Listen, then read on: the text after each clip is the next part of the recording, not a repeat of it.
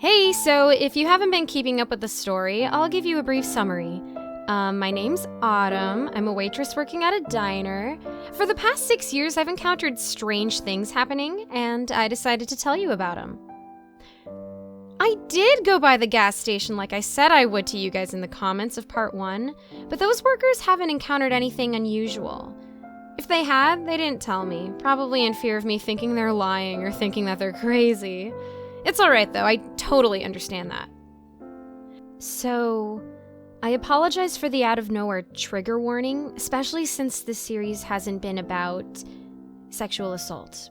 But I felt that it was needed because of the mention of what had happened to me when I was 15. If you want, you can skip that part. I was going to call this the Headless Horseman incident, but since Jay is half Irish and half Romanian, he knew it was called the Dullahan. It really wasn't an incident because he was a customer and nothing really happened, except that he scared the hell out of Jay. It was more of an encounter than anything really, but no less unsettling.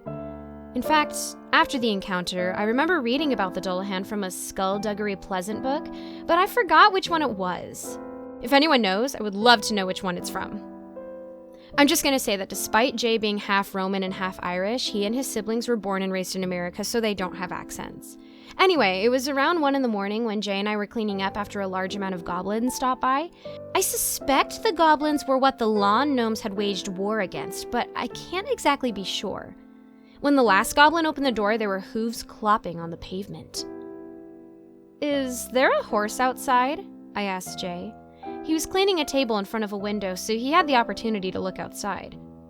I looked at Jay for confirmation when he pushed the blinds aside to look. He paled instantly.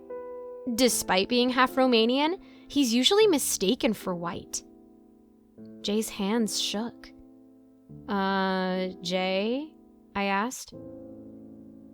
He's the one who's usually unfazed by things, but this was a little scary.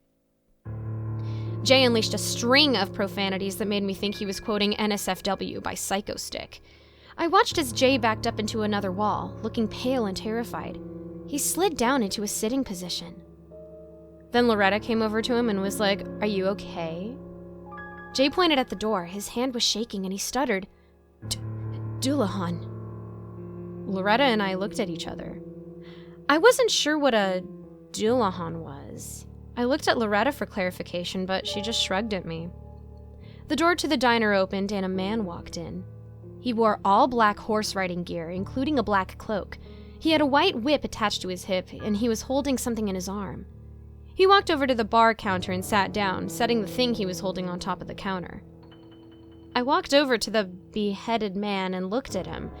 I looked at the thing that was on the counter. Oh. It was a head. It was the color of moldy cheese, and it was grinning. Its smile went to the sides of its head, and its eyes were unnaturally white. I almost gagged at the sight and the smell of the head. It even stunk like moldy cheese. The head's eyes were looking right at me. I moved a little out of its sight, but the eyes followed me. It was still giving me that unsettling grin. Is there anything I can get for you?" I asked the head. The eyes moved back and forth. I looked at the Dullahan and asked, "Is there anything I can get you?" The Dullahan pointed at the door. I looked at the door to see 2 black horses pulling a carriage. The horses were wearing black armor to go along with the overall color choice, and one of the horses looked at me with glowing red eyes. I looked at the Dullahan. "Do you want me to feed your horses?" The Dullahan pointed at his head. I walked over to look at it, and the head's eyes were moving up and down like it was nodding. "Okay, so do they eat raw meat or the souls of the damned?" I joked. And then Jay was like, "Don't say that." I looked over to where his voice was. He had gone to the kitchen without me noticing. The Dullahan really freaked him out for some reason. I think that's what should scare me, but it didn't. I looked at the head, but its eyes were going back and forth like it was saying no, probably to the raw meat and souls of the damned thing. "We have apples and sugar cubes," I said. The eyes went up and down. "Okay, I'll be right back," I said. I went to the kitchen to get a box to fill with apples and sugar cubes. So I go over to Jay and I ask, what's wrong with him? Like, the Dullahan. And he says, when the Dullahan stops writing, it means that someone is going to die. When its head speaks a name, that person just drops dead, according to Irish legend. What does it need a whip for? I asked. And then Jay says that it was actually a human spine, and that he uses it to blind someone if they see him and they're not the one that's going to die. So that whip he has is actually a human spine, Jay finished for me. Yeah. And so Loretta is all, you Irish people have some strange legends. Jay turned to me and said, remind me not to tell Loretta about the banshee. I nodded, but I was barely paying attention. Hearing about the spine whip was unsettling, but something about it intrigued me. The thought of getting revenge on those guys who... Well, the idea was oddly satisfying.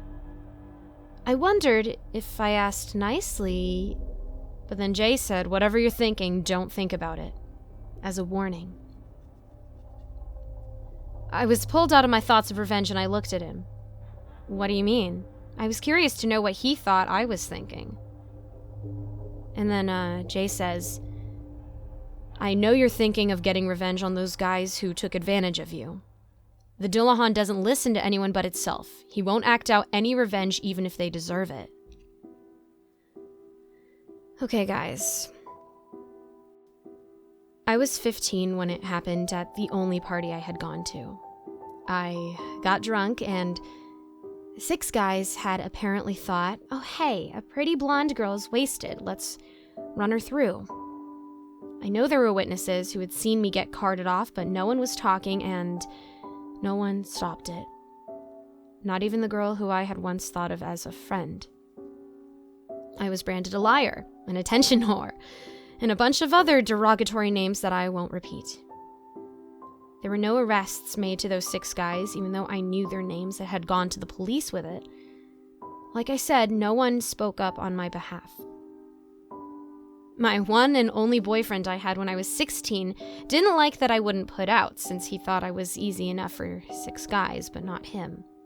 I only dated him because I hoped that he would fix me, because I wasn't interested in dating or relationships, so there must have been something wrong with me. There wasn't.